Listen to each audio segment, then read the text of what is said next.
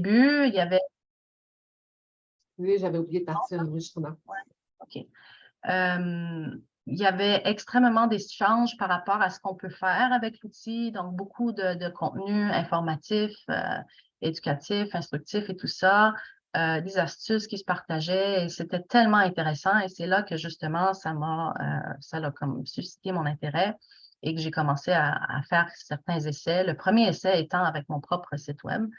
Ça traînait depuis 2 ans là, de devoir pas seulement le traduire, mais aussi un peu le rafraîchir, ajouter un peu de contenu et tout ça. Et justement, je me suis dit, tiens, je vais prendre cette occasion-là pour essayer ChatGPT. Et c'est là que ça a été vraiment incroyable. J'ai pu faire énormément de choses. Et par contre, vers l'été, là, donc au bout de 6-7 mois environ, les groupes, là, ça dégradait. Il y avait plus vraiment de partage d'informatif qui se faisait. Je ne sais pas, peut-être une question d'abandon des gens qui les ont créés, ce qui fait qu'il y avait une énorme infiltration de pourriels et de spam et de trolls et de je ne sais quoi. Donc, c'était rendu que ça sollicitait surtout pour aller faire de l'argent en crypto et je ne sais quoi que vraiment ce qu'on peut faire avec l'outil. Et justement, c'était au mois de août où je me questionnais, je me disais, tiens, est-ce qu'il n'y aurait pas un groupe local? Parce que je voulais vraiment créer un espace où on pouvait partager ce qu'on peut faire avec. Parce que c'est un outil qui est quand même très récent, qui est très nouveau, qui a par contre des capacités infinies, cachées. Et c'est juste une question d'avoir les bonnes idées pour le mettre, pour l'appliquer, pour appliquer. Et c'était vraiment ça qui m'intéressait, de voir, tiens, si on peut mettre plusieurs têtes ensemble et qu'on peut partager justement chacun ce qu'on peut faire avec, on pourrait s'entraider surtout.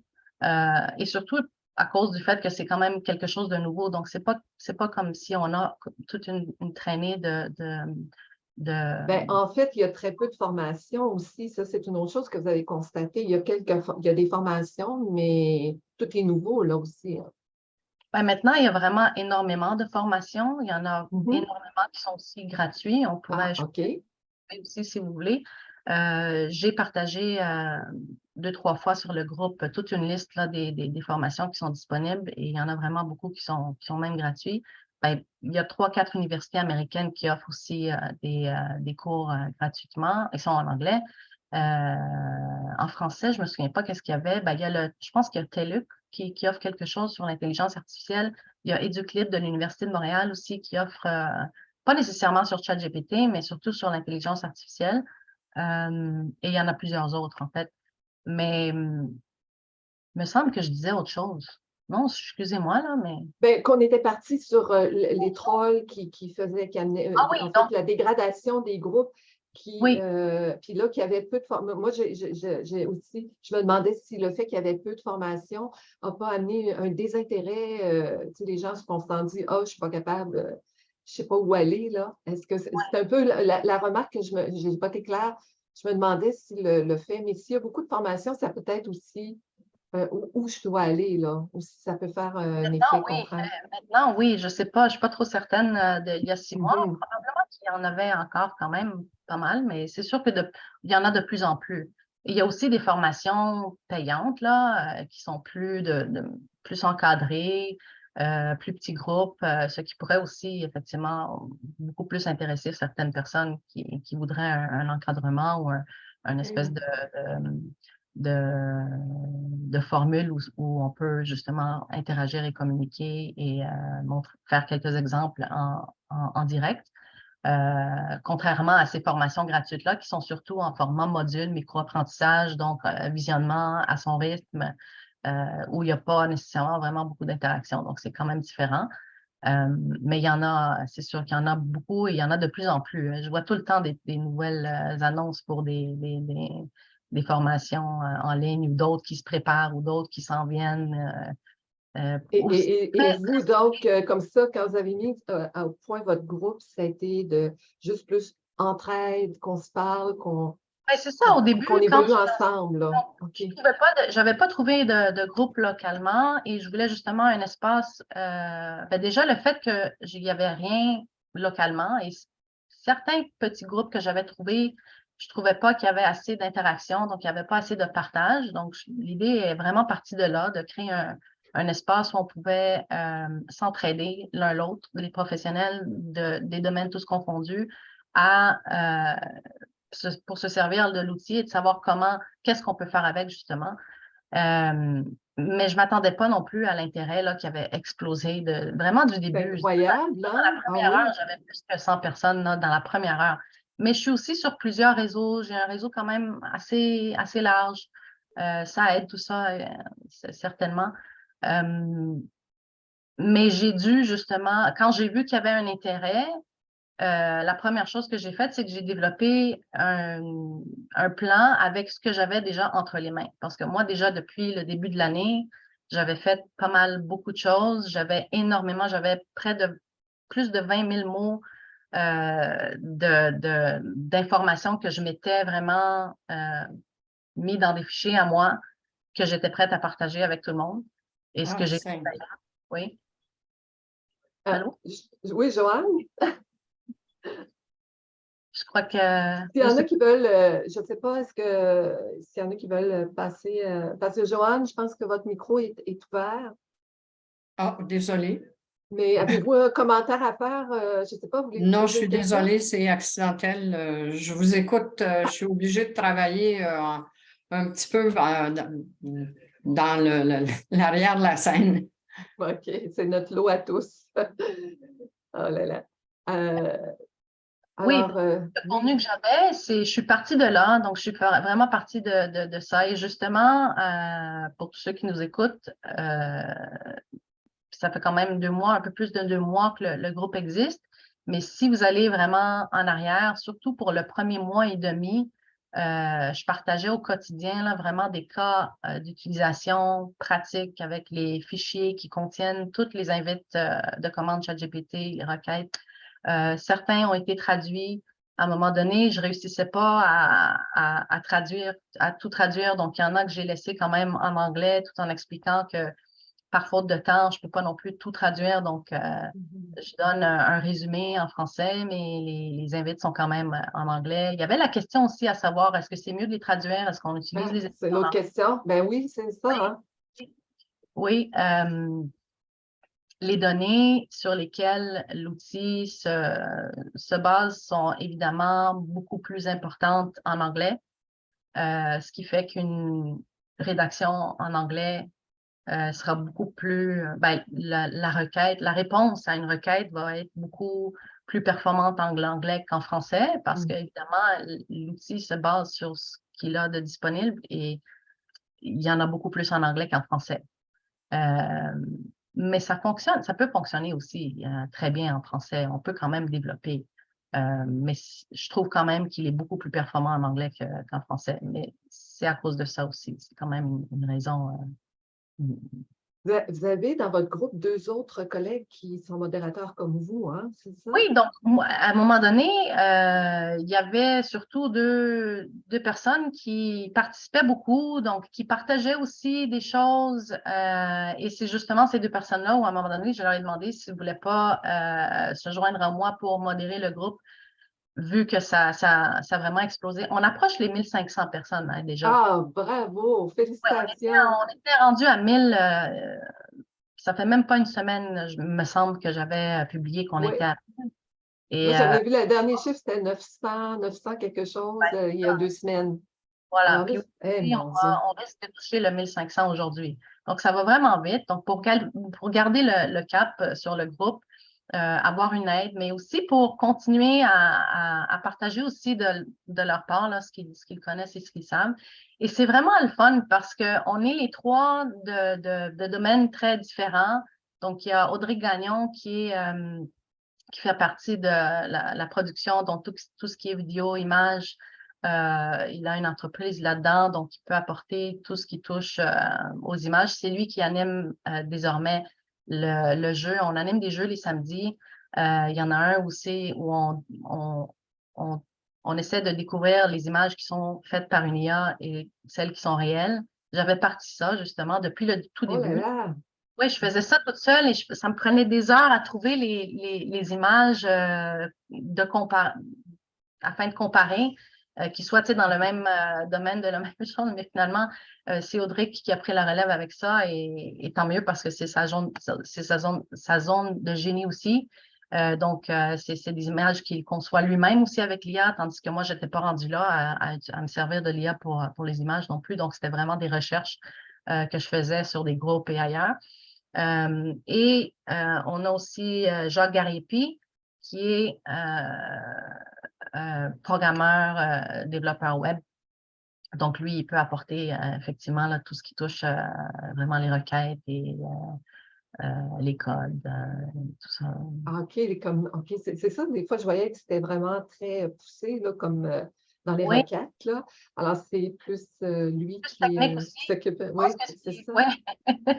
ouais. C'est plus, il touche au volet beaucoup plus technique aussi. Mais quand on met ces trois ensemble, c'est vraiment formidable, je trouve, parce qu'on se Mhm, complémente tellement bien. mhm. C'est vraiment trois domaines qui se complémentent vraiment bien en fin de compte. Puis ça Et aussi, c'est que le marché de la traduction avec les mémoires de traduction, puis maintenant l'intelligence artificielle, les traducteurs ne travaillent plus de la même façon. On est appelé à travailler de plus en plus dans des domaines de pointe où la terminologie est très est pas stable parce que c'est des domaines, je prends juste l'exemple de la COVID-19, comment la recherche s'est développée très rapidement à cause justement des besoins de la pandémie, créés par la pandémie. Et ça, c'est pareil dans plein d'autres domaines. Et puis les formulations et tout ça, et c'est ce que je trouve, moi, puis on nous demande, comme je disais tout à l'heure, de travailler, de donner plus de qualité et avec des délais plus courts parce qu'on sait que les traducteurs ont accès, comme tous les autres corps de métier, à de plus en plus d'outils. Alors, je pense que ça devient un besoin. Et ce que je trouve fantastique, c'est la créativité que ça permet. Là, je parle pour les langagiers. J'imagine que c'est la même chose pour les autres domaines, mais je trouve ça fantastique et je l'utilise actuellement beaucoup dans WorkScope qui a un module de ChatGPT 4 qui est intégré dans l'environnement de traduction de WorkScope. Mais il y a une chose que j'aimerais vous poser comme question, la confidentialité. Là, je parle pour les langagiers encore là. Est-ce que, je sais que WorldScope nous a expliqué qu'il y avait vraiment des filtres qui empêchaient quelqu'un de mal intentionné à l'autre bout là, de ChatGPT de reconstituer le texte des clients. Comment vous voyez ça, vous, la confidentialité? Ben, c'est clair qu'il n'y a rien de confidentiel. Euh, Mhm, on peut choisir, par contre, si l'on parle là, de ChatGPT, mhm. d'OpenAI, on a l'option dans les paramètres de ne pas partager nos données avec l'outil à des fins d'études. Parce que dans le fond, l'outil veut se servir de nos données pour poursuivre ses études et améliorer le système, which makes sense, obviously. Mais Mhm. maintenant, Ouais. parce qu'au début, on n'avait pas ce choix-là dans les paramètres. Tandis que maintenant, il y a ce choix-là dans les paramètres où on peut aller choisir de ne pas partager nos données. Donc, ça, c'est une OK. chose.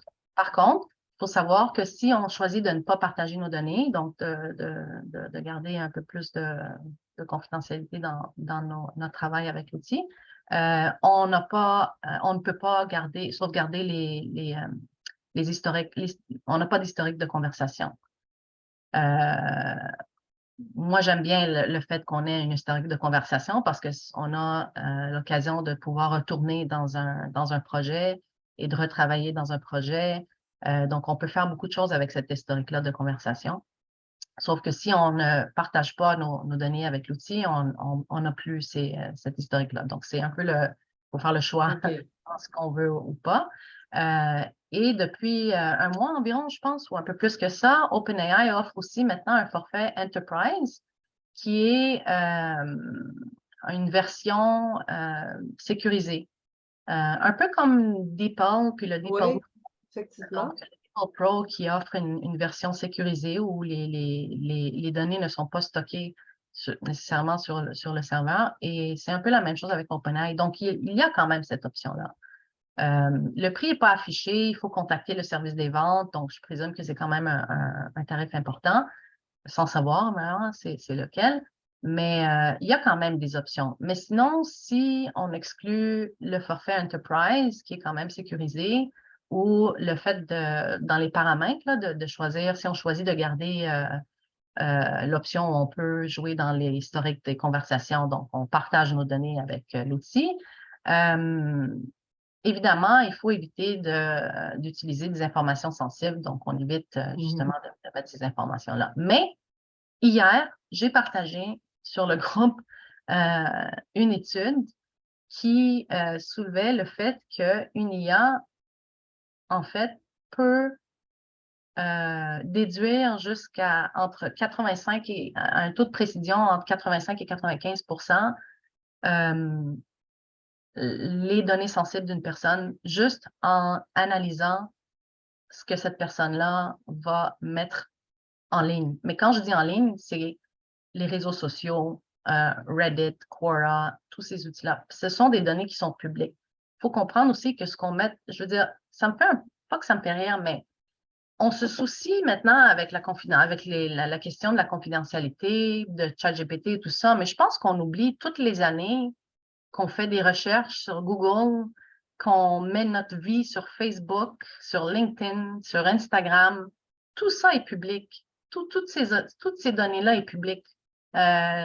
Donc, je ne sais pas, je pense qu'il faut réaliser qu'on met déjà tellement de choses en ligne peut-être sans s'en rendre compte. Ouais. Donc, c'est rien de nouveau maintenant avec ChatGPT. C'est sûr que ChatGPT, on va mettre peut-être un peu plus d'informations dans l'outil. Ça dépend aussi pour les raisons pour lesquelles on s'en sert. Mais oui, c'est public autant que toutes les publications sur les réseaux sociaux. Exactement. Donc, en fait, moi, je trouvais que surtout quand on a des textes secrets, là, ça nous arrive tous, traducteurs, à un moment donné, d'avoir des textes secrets. Oui. Donc, il ne faut surtout pas mettre ça, justement. Moi aussi, je traduis beaucoup des documents officiels, des jugements. Donc, c'est clair que je ne peux pas me servir là, de ChatGPT pour ce genre de document-là. Ça continue à la mitaine, l'ancienne, avec la transcription, retranscrire d'images numérisées, de certificats et tout ça. Bon, dans l'espoir qu'un jour, on aura un système qui soit vraiment ultra sécurisé pour justement traiter ce genre de documents, parce que surtout pour ce genre de documents où les informations se répètent, c'est plate de devoir toujours, tu sais, c'est sûr que nous, en tant que traducteurs, on s'est fait un gabarit de modèles. Donc, tu sais, un certificat de naissance québécois, par exemple, j'ai mon gabarit, puis bon, je peux m'en servir pour faire plein de traductions. Donc, je gagne beaucoup de temps face à la première fois que j'ai dû faire mon gabarit. Mais on devrait avoir des systèmes sécurisés pour faire ça parce que, puis même en tenant compte du système OCR, donc de capacité de reconnaissance des caractères, oui. Oui, c'est tellement puissant déjà avec ce qu'on a sur ChatGPT, c'est incroyable. Donc, on devrait avoir un système, j'espère en tout cas, c'est peut-être quelque chose à développer. Sûrement. Ouais. Mais c'est fantastique. Donc, oui, là, il faut faire attention, évidemment, on ne va pas mettre des choses sensibles sur l'outil, même si on peut aller cocher dans les paramètres de ne pas partager nos données. Mais il faut aussi se rendre compte à l'évidence qu'on partage tout depuis des années et tout ce qu'on partage a toujours été public. Ouais. Effectivement. ChatGPT ne va pas sur les sites web, par exemple. Est-ce que ça se peut? Ça, c'est une autre question que je voulais vous poser. Est-ce que ChatGPT, à la différence de d'autres robots conversationnels, parce que c'est ça, c'est un robot conversationnel, a acquis des compétences humaines, si on peut dire, de beaucoup d'êtres humains pour construire des réponses. Et il a parfois des hallucinations, ça, on a entendu ce mot-là.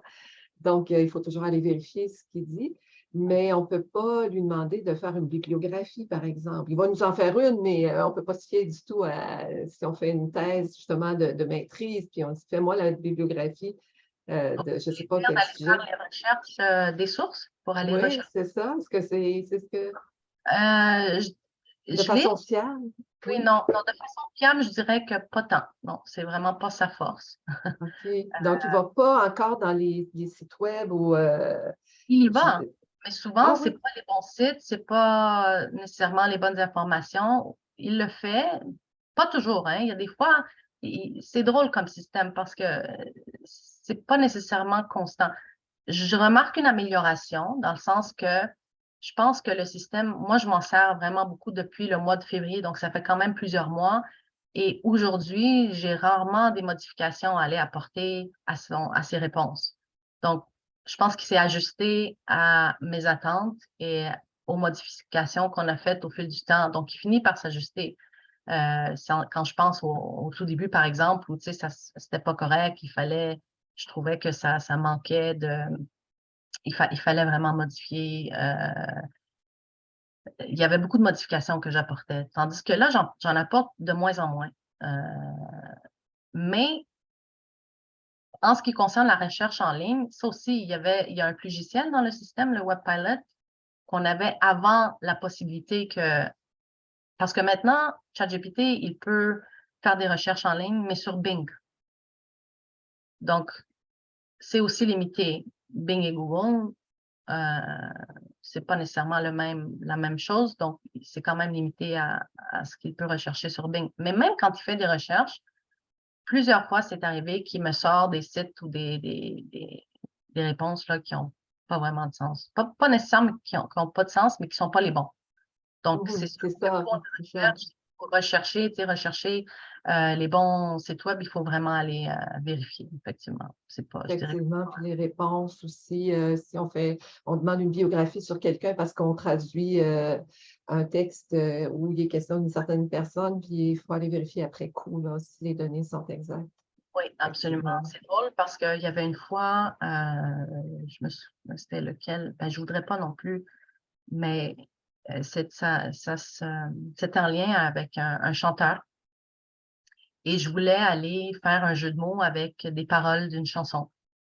Donc, je l'ai mis à l'essai pour voir est-ce qu'il connaîtrait cette chanson-là et il me répond que oui, il la connaît et puis il me donne les paroles.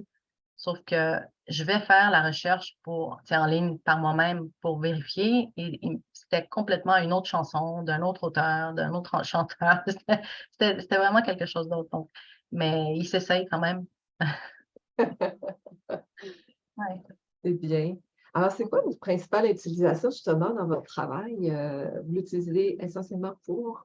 Ben, en ce qui concerne les services langagiers, surtout en rédaction, la traduction, honnêtement, j'ai pas beaucoup touché. Je suis vraiment contente que Yves Lantier ait créé ce groupe pour les comparaisons. D'ailleurs, on va juste corriger. Là, j'ai fermé parce que le nom que vous aviez donné au tout début, il y avait C'est pas tout à fait ça. OK. ouais, traduire. Là, j'ai fermé pour pas Je avoir vais les juste aller vérifier. ouais. Euh, comparaison, en fait, en tout cas, vous chercherez pendant que je m'exprime là-dessus. Mais non, ChatGPT, je ne l'ai pas vraiment, parce que de toute façon, même les premières fois que j'avais fait quelques essais, je trouvais que DeepL donnait des, des meilleures traductions, tout simplement.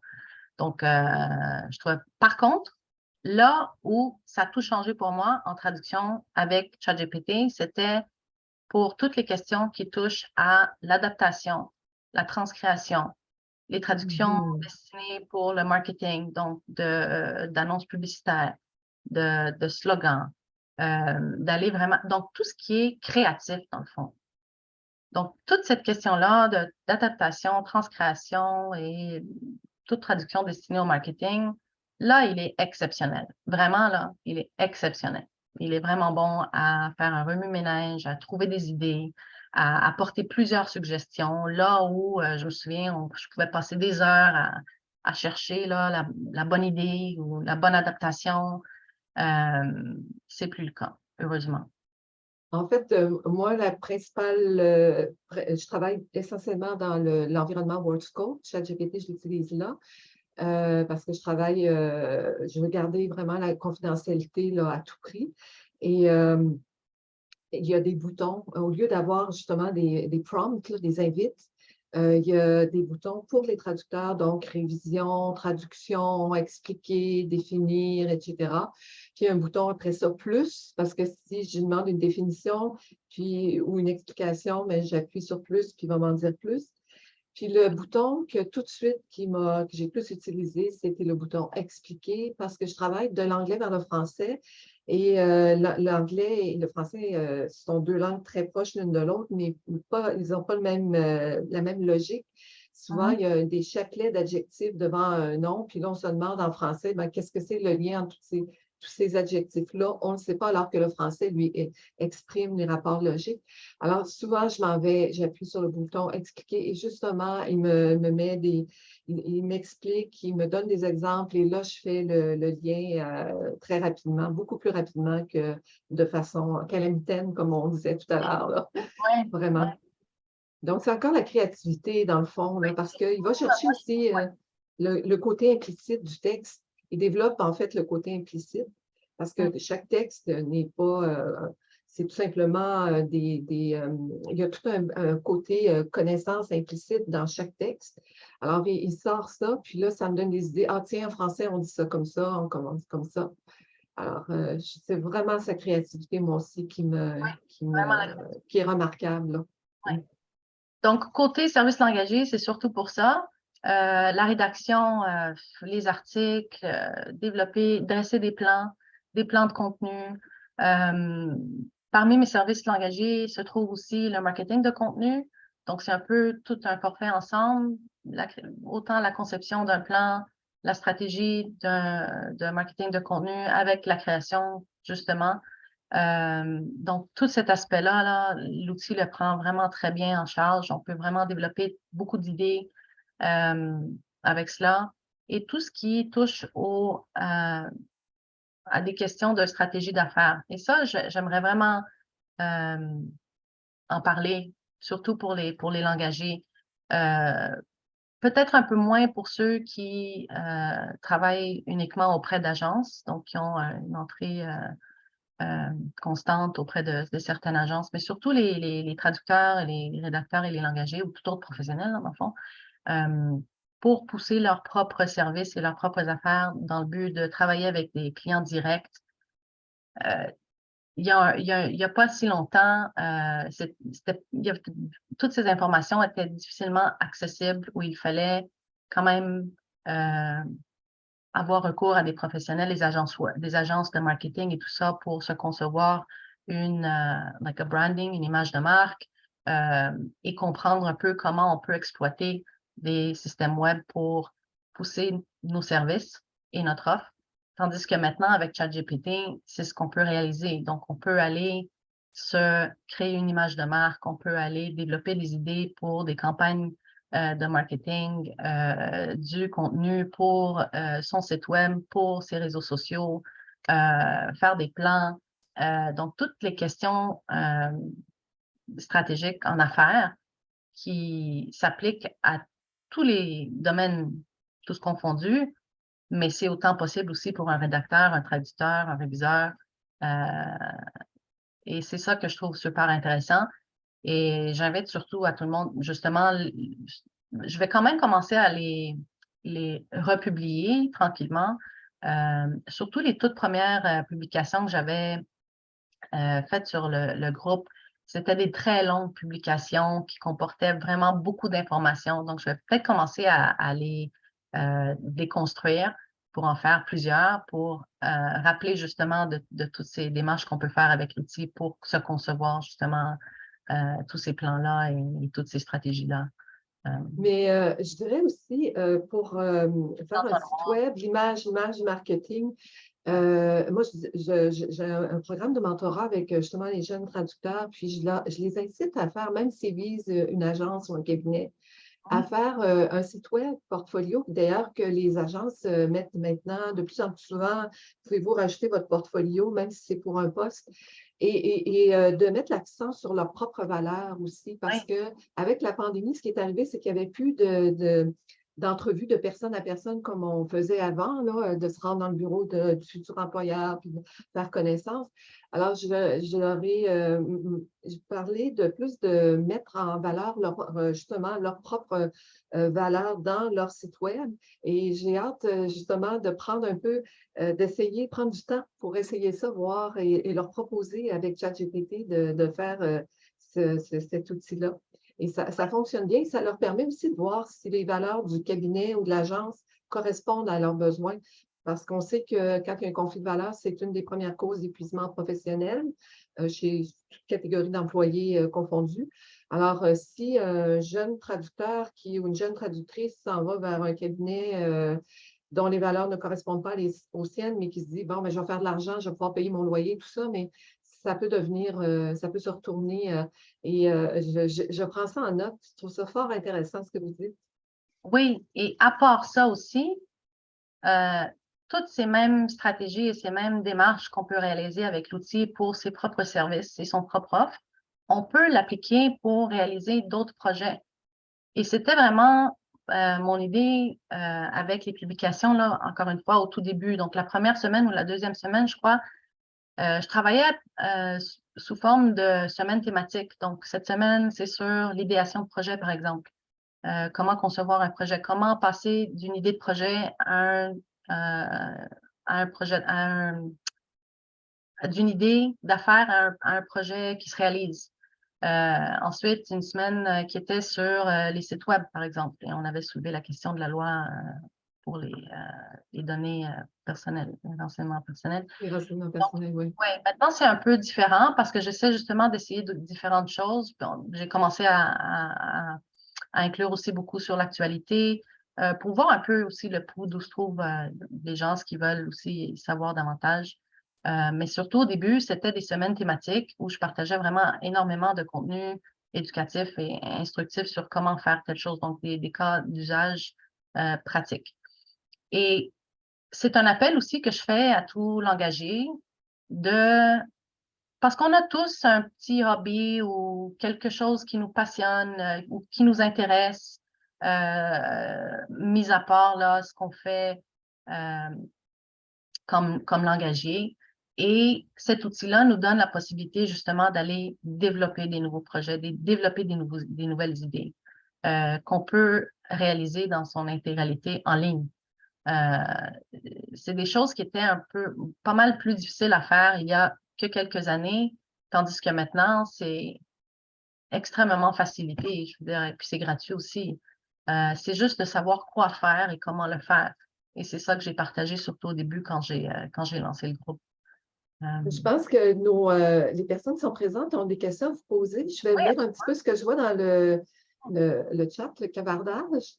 Alors, pensez-vous qu'à force de s'améliorer, ChatGPT pourrait diminuer les besoins en traduction, remplacer les traducteurs physiques?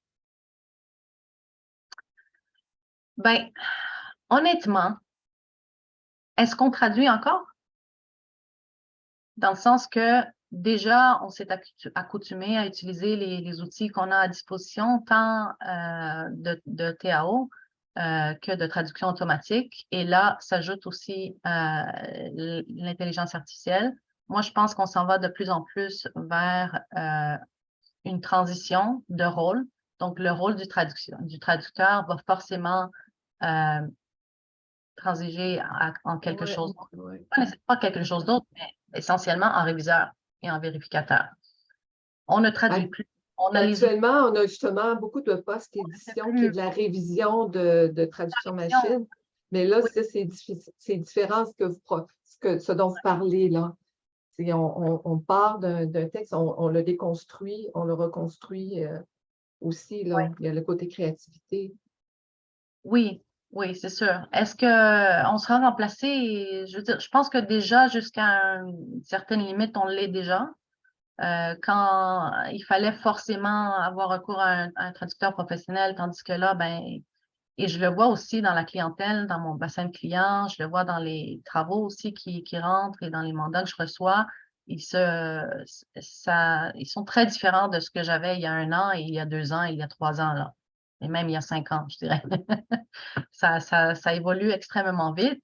Et c'est de moins en moins de traductions et de plus en plus de révisions ou de post-éditions même, parce que justement, et tout le monde peut se servir de ces outils. Donc, ça, à la fin, c'est juste une question de s'assurer que la traduction est bonne. Donc, on devient vérificateur, on devient réviseur. C'est ça, on a. J'ai Alexandra. Alexandra, je ne voudrais pas vous imposer mon accent en anglais. Si vous voulez prendre le micro et poser votre question de vive voix en anglais, on va tous, je pense qu'il n'y aurait pas de problème, là. Je ne sais pas si elle est encore là. Sinon, Oui, je vais. désolée que c'est si long, ma question. Allez-y, on vous écoute. Hi! Hi. Oui, j'ai écrit ma question là. Est-ce qu'il y a quelque chose qui n'est pas clair dans ma Non, question? c'est pour en faire profiter tout le monde. Est-ce que vous pourriez Ah, oh oui, oui, non, non, oui, l'expliquer yeah. Yeah, I was asking if there were any alignment tools that Natasha has discovered as part of ChatGPT or related tools What do you mean by alignment tools? to align two texts, like a French and English one. I just mentioned the case of un been bitexte, faire un translating. bitexte. Okay. Yeah, by text. Yeah, to create by text for Yeah, the one I statutes. know is UAlign, ualign.org, I think it is. I'm not sure the extension, which one it is. It's not something I've tried yet with ChatGPT. I presume that it could be possible. I wonder. I honestly wonder because ChatGPT would be able to make a table, and I think you can easily ask it to make a table where you have two columns and the texts are aligned. It's not something Yeah. I've tried before. It's a good idea. Thanks for mentioning it because it's something that we can try out. Otherwise, as far as the tools are concerned, the one that I've always known of is UAlign. UAlign. I'm not sure if it's Right, .org. I have used that, but there's quite a limited, I think it's 1 megabyte in terms of document size. And the Tax Act in Quebec, like I said, it's 1,300 pages long, and that's just French. So Huge. Yeah, well, even with ChatGPT, you'd have to break it down into segments because it wouldn't be able to. Maybe I'm not sure if the GPT-4 could hold that much. At some point, I think I had read that it can contain up to 20,000 words, but I'm not sure that's. yeah, it's even more than that. Okay, I imagine that people Yeah, who work to be honest, I'm in gonna. law firms have access to a version that is easier to navigate. I just don't know what it would be. But thanks. Yeah, and thanks for mentioning it. I'll get back to you with that. I'm gonna make a few tries. It's a good idea. It's not something that I had thought of trying out, but I will. But Okay, thanks so much. can definitely do that because if it can make a table and you ask it to do to align the text and in the table, it would potentially be able to do that. I don't see why it couldn't. Yeah, interesting. Thank you. C'était les deux questions qu'il y avait dans le clavardage. Intéressant quand même. On devra l'essayer. Effectivement, il Ben devrait oui. faire ça, franchement. Il fait des choses tellement plus difficiles. Il devrait faire ça. Effectivement. Est-ce qu'il y avait d'autres? Est-ce qu'il y avait d'autres, s'il y en a qui ont des commentaires, des questions?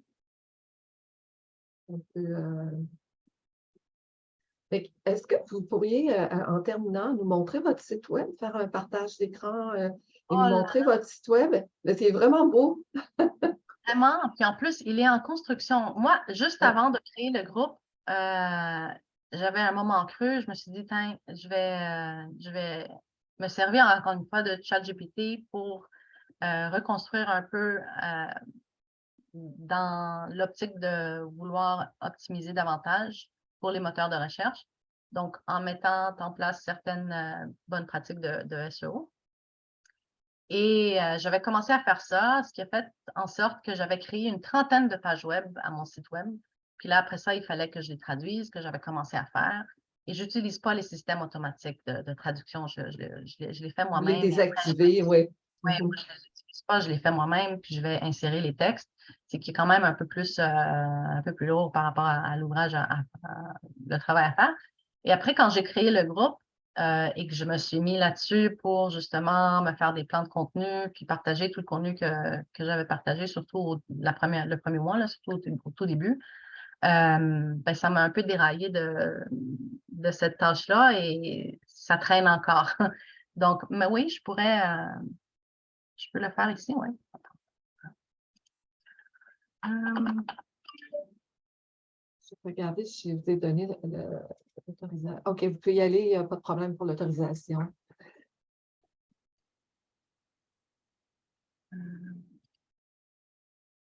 Ça, c'était pas prévu. Sinon, je Non, l'aurais. non, mais c'est très, très bien. En fait, vous avez parlé que justement, vous êtes servi un peu de ChatGPT. C'est ça un Oui, petit peu oui, pour. oui.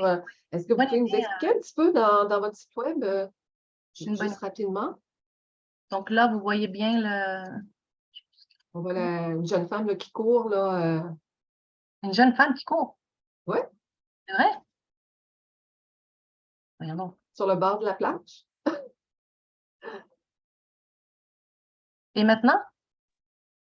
Oui, en fait, ce qu'on voit, c'est une image générique de Windows, là, comme une image de Ben voyons donc. OK, je vais le fermer alors et je vais réessayer. Parce que moi, je vois ici que c'est bon, mais bon. Comment je fais, mon Dieu? Là, je ne vois plus rien. Ah, Peut-être voilà. aller le chercher. Son new stop share, je vais le réessayer. Pourtant, moi, je voyais le mien.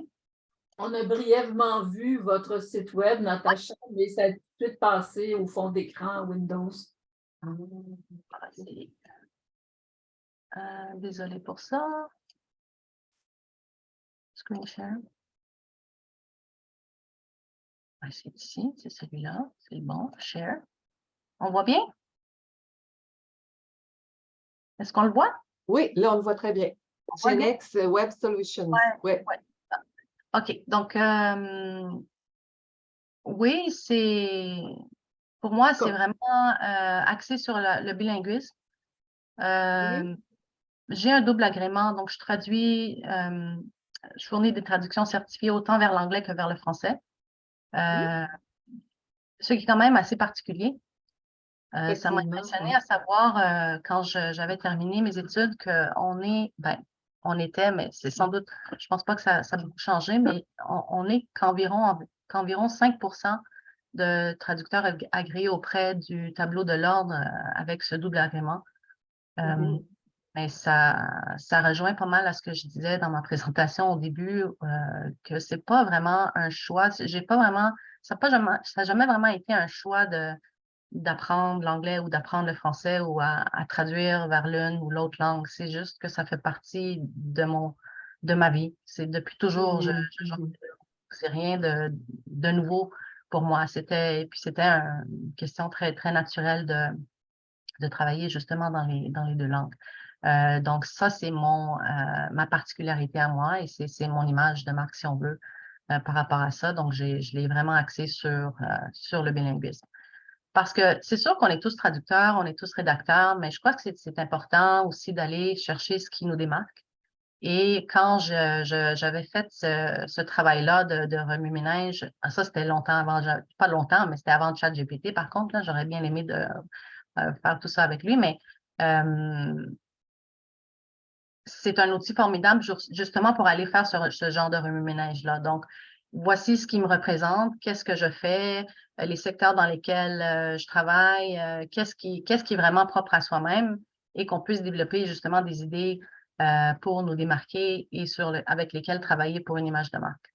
Donc, tout le texte, le pont, Bridging the Gap et tout ça, c'est en faisant du remue-ménage comme ça? J'avais parlé aussi de faire le pont justement entre les deux communautés. C'était là depuis le début. Donc ça, c'est pas quelque chose de nouveau, c'est quelque chose que j'avais déjà.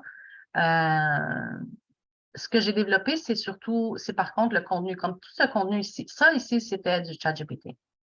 Donc, Why Gen X for Your Translation and Content Needs. Donc, c'est ChatGPT qui m'a aidé de faire le lien entre Gen X, pourquoi je voulais Gen X. Gen X, c'était aussi la question du X qu'on retrouve souvent en informatique.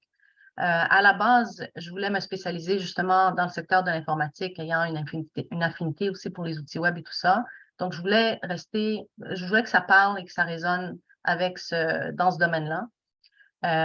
Mais après ça, il y avait beaucoup de choses. Il y avait aussi le gen de generation et de lead gen, par exemple, donc la génération de pistes qu'on dit souvent en anglais de lead gen, ce qui vient rejoindre le gen, et ça, c'est par rapport au marketing numérique. Donc, c'est un peu un jeu de... Il y a des nuances dans tout ça, mais je pense qu'on réussit à faire le lien. Il faut le savoir, c'est sûr qu'à première vue, comme ça, on n'y pense pas. On ne pense pas à lead generation quand on voit le Gen X. Et on ne pense pas nécessairement aussi au X et ce que ça représente aussi dans le domaine informatique quand on voit le Gen. Être sur son X aussi. Donc, il y a quand même plusieurs... puis c'est le fun, des fois, j'ai eu certaines conversations où on me demandait pourquoi Gen X, puis on pensait, les gens ont tendance à avoir des perceptions très différentes. Chacun va voir sa perception à lui. Il y en a qui vont voir le X en informatique, il y en a qui vont voir le Gen X, donc par rapport à leur génération. C'est ma génération aussi, donc c'est pas au hasard que c'est Gen X et c'est pas. Mais c'est drôle comme la façon que tout vient, on dirait que tout s'agence bien. Donc, le Gen X, le X en informatique, le Gen X, ma génération, le lead gen. En fait, c'est le genre de remue-ménage que j'avais fait avec ChatGPT. Donc, ici, par exemple, pourquoi Gen X for Translation? L'outil est allé me chercher qu'est-ce qui caractérise la génération X et pourquoi ces caractéristiques-là font en sorte que c'est un bon choix pour les services de traduction. Et je ne sais pas s'il y en a parmi vous, je ne veux pas non plus, c'est quand même un petit peu long, là, je ne vais pas aller tout lire, mais il a fait ça, je trouve, très bien, d'aller repérer toutes ces, de faire les liens entre justement pourquoi c'est un bon choix. Mais sinon, bon, le About, ça, je l'avais aussi déjà, donc c'est pas quelque chose de nouveau.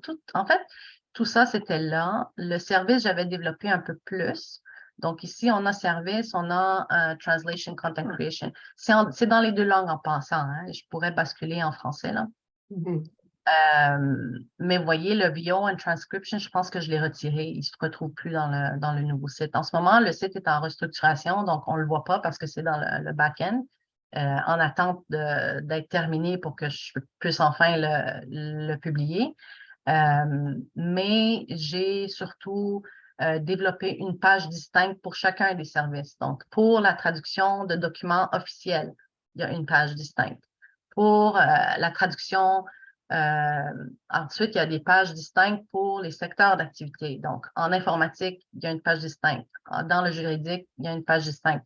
Je fais aussi beaucoup de traduction juridique. Un de mes plus gros clients est un cabinet d'avocats. Et ben, en fait, de professionnels du droit, parce qu'il y a aussi beaucoup de notaires. Mais sinon, tous ces contenus-là, on peut aller justement le développer. Donc, je fais tel service, aide-moi à développer pour ma page. Donc, le fait juste même de préciser que c'est pour ma page web sur tel service, ChatGPT fait un très bon travail d'aller développer le contenu dans l'objectif voulu. Effectivement. Pour une page de service, pour une page d'atterrissage, donc une page de vente. Donc, il sait très bien faire la différence justement entre tous les objectifs. Les appels à l'action, donc les boutons, quand on veut, qui nous proposent 4, 5 ou 10 parmi lesquels aller choisir les meilleurs, c'est quelque chose aussi qu'il fait très bien. Et surtout, ce que j'avais fait, outre un peu rafraîchir le contenu et en rajouter, c'était le blog. Donc, le blog, c'est vraiment incroyable ce qu'on peut faire avec ChatGPT. Donc, déjà, en partant, on a la possibilité d'aller dresser un plan. Donc, on peut se faire un plan pour 6 mois, pour 1 an, et déjà savoir à l'avance, c'est l'idéal là, de travailler toujours à l'avance. Donc, déjà, d'avoir à l'avance un plan et savoir sur les sujets qu'on va aborder. Moi, ici, quand j'avais commencé, je m'intéressais plus à la rédaction et ce que je pouvais faire par rapport à la rédaction avec l'outil. Donc, je ne m'intéressais pas tellement à l'optimisation pour les moteurs de recherche. Pourquoi je dis ça? Parce que si je me souciais à ce stade-là, au tout début, quand j'ai voulu commencer à alimenter mon blog avec des articles, et je le faisais à toutes les semaines. Donc, je m'étais fait un défi de publier un article de blog à toutes les semaines. Sauf que c'était plus en lien avec les questions autour, bon, c'est pour ça surtout au début, là, je parle beaucoup du métier du traducteur, des langagiers, le virage vers l'IA. Donc, vous voyez ici, au mois de mai, j'avais déjà publié du contenu où je parle justement du futur des professionnels langagiers.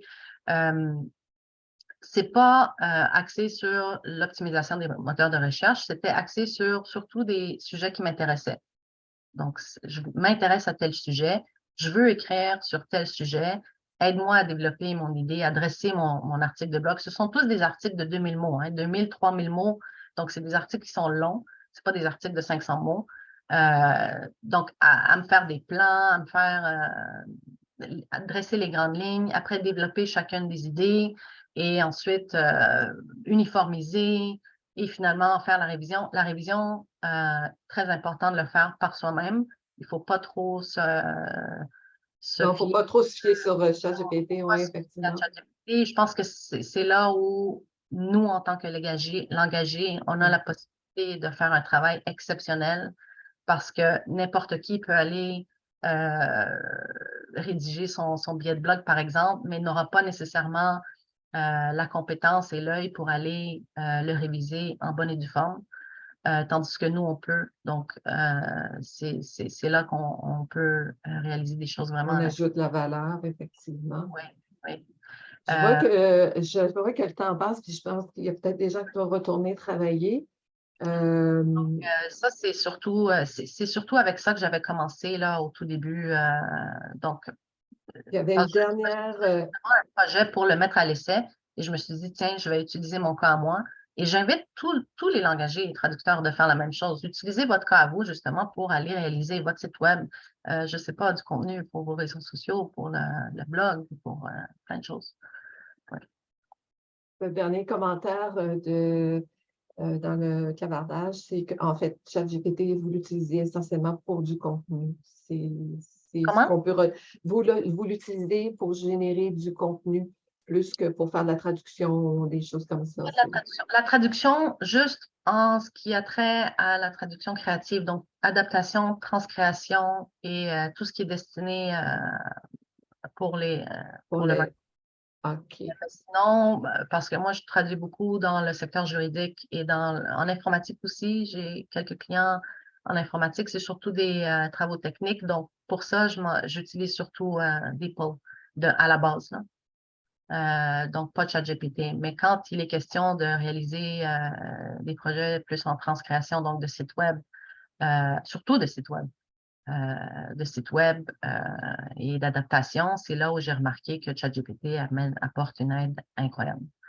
C'est là qu'il est vraiment beaucoup plus utile. Mais sinon, oui, pour dresser des plans stratégiques de contenu, réaliser les contenus et tout ce qui touche aux questions stratégiques en affaires. Donc, développer des idées, ça, c'est des tâches que je fais là, vraiment beaucoup avec ChatGPT surtout.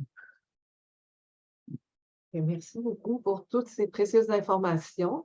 Et puis, c'est ça, on va terminer ici. Je pense qu'on peut en parler longtemps.